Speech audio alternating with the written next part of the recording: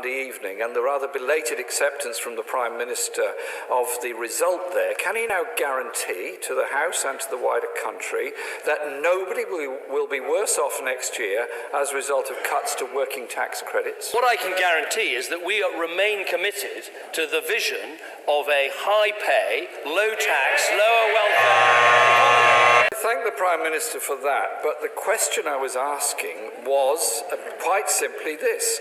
Will he confirm right now that tax credit cuts will not make anyone worse off in April next year? What we want is for people to be better off because we're cutting their taxes and increasing their pay.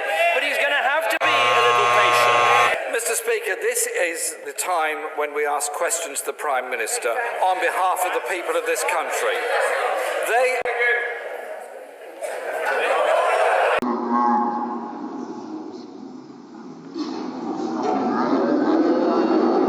People are very worried about what's going to happen to them next April.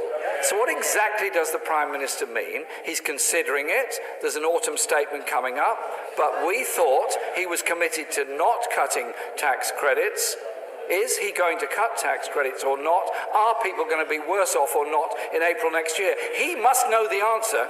First of all, we set out in our election manifesto we were going to find £12 billion of savings on welfare. What we're talking about are tax credits for people in work. The Prime Minister knows that, he understands that. He's lost the support of many people in this country that are actually quite sympathetic to his political project. Some of the newspapers who support him have now come out against him on this. He did commit to 12 billion cuts in the welfare budget, but repeatedly refused to say whether tax credits were going to be part of this. In fact, he said they weren't. Can he now give us the answer we're trying to get today? Answer the question. The answer will be set out in the autumn statement when we set out our proposals. Mr. Speaker, it's very interesting that the Prime Minister still refuses to answer the fundamental question. This is not a constitutional crisis. This is a crisis for 3 million families in this country. For 3 million families who are very worried about what's going to happen next April. Just before the last election, the former Chief Whip, now Justice Secretary, said in answer to a question on the BBC World at 1, are you going to cut tax credits? The answer was, we are not going to cut them.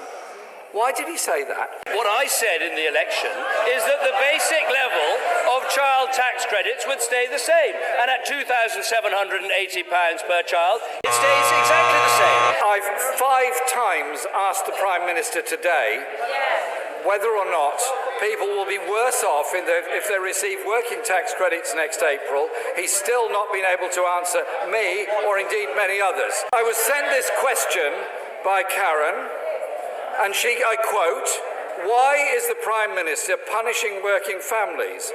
I work full-time and earn the living wage within the public sector. The tax credit cuts will push me and my family into hardship."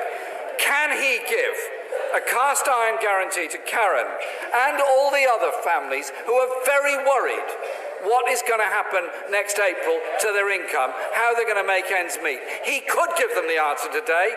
I hope he will. I ask him for the 6th time, please give us an answer to a very straightforward, very simple question. What I'd say to Karen is this: if she is on the living wage working in the public sector, next year in April she will benefit from being able to earn £11,000 before she pays